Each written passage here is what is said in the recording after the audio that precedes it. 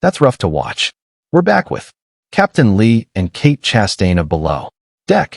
Now Captain Lee ruled Below Deck for 10 seasons. Then one day he couldn't feel his left leg or his left arm. The cameras kept rolling while he held on to walls just to walk. Insurance companies started making phone calls. Producers had secret meetings. By season 10, the man who never missed a day at sea was using crutches on deck. But that wasn't why he left. The real reason came in a text message he never saw coming. After 74 years, the stud of the sea discovered even legends can be replaced overnight. Harold Lee Rosebach wasn't born on a beach or raised near a port. He came into the world on November 15th, 1949 in Saginaw, Michigan, a city surrounded by land, lakes, and long winters. He was the second oldest of 7 kids in a working-class family. His father had a steady job in the automotive industry. His mother ran the house. Life was simple, structured, and entirely disconnected from the sea. The closest thing to adventure was maybe a weekend fishing trip or skipping stones at the riverbank. No boats, no harbors, no sailors in the family. And yet, that boy from a landlocked town would one day become the most famous yacht captain on television. Looking back, it feels almost like a prank by fate. But somehow, it happened. He graduated from Arthur Hill High School in 1967 with nothing more than a diploma and small-town dreams.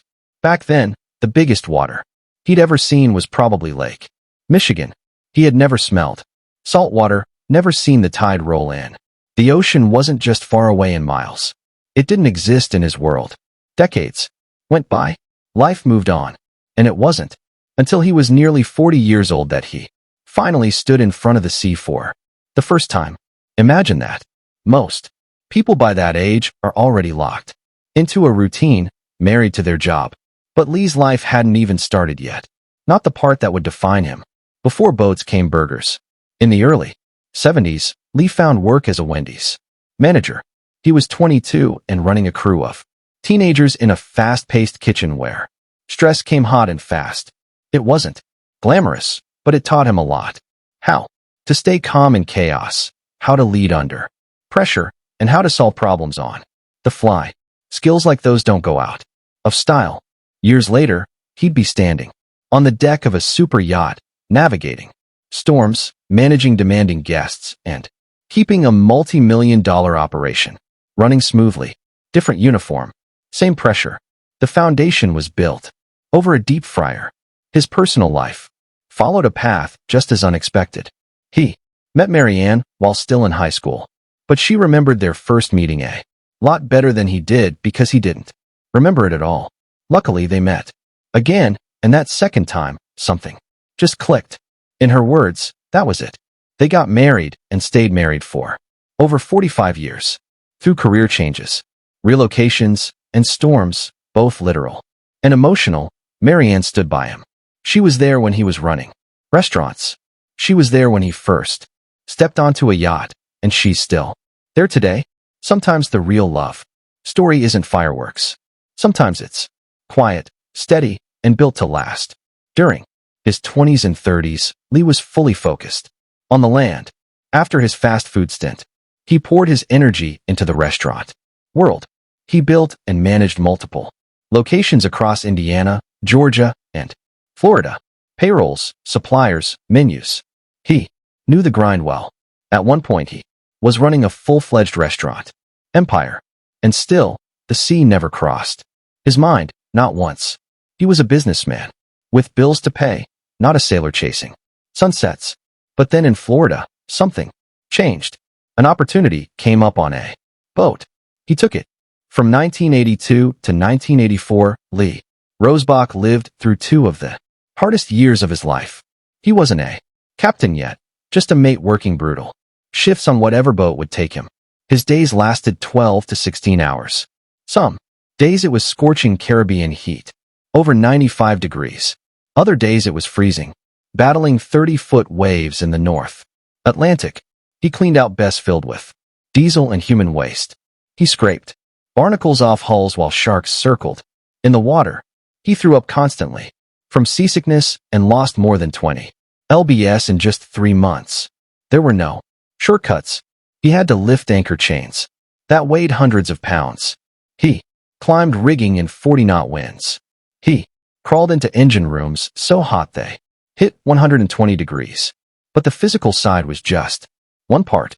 He had to learn maritime law. He had to understand weather patterns, radio codes, safety drills. One mistake could cost lives. On one trip in 1983, a Category 2 hurricane slammed into their ship near the Bahamas. He didn't sleep. For 18 straight hours, he battled 8-foot waves and followed emergency protocols he had barely memorized. Those 2 years were hell, but they changed him. They built him. And in 1984, all of it led to one small moment that changed everything.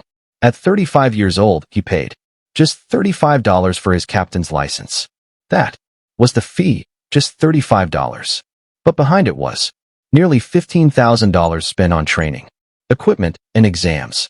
And behind that, 2 full years of suffering at sea. The same day he got the license, he walked away from his old life. He had been running a restaurant. It still owed more than $40,000. He just left it behind. No backup plan, no safety net, just one certificate and a belief that he could make a living on the water. Lee started small. He worked on 70 and 80-foot boats, learning the ropes, building his skills, and climbing the ladder step by step. Every time he moved to a bigger boat, he had to upgrade his license and prove himself all over again. This wasn't just about getting a better job. It was about completely reinventing himself. He left dry land behind and slowly became the man who would one day be trusted with ships worth tens of millions. Between 2010 and 2013, his career hit full throttle. He was now in charge of massive super yachts, real floating palaces. Each one came with a team of 10 to 15 crew members and price tags that would make most people blink. The Benetti Cor de Leon, a 50M masterpiece, was valued at $15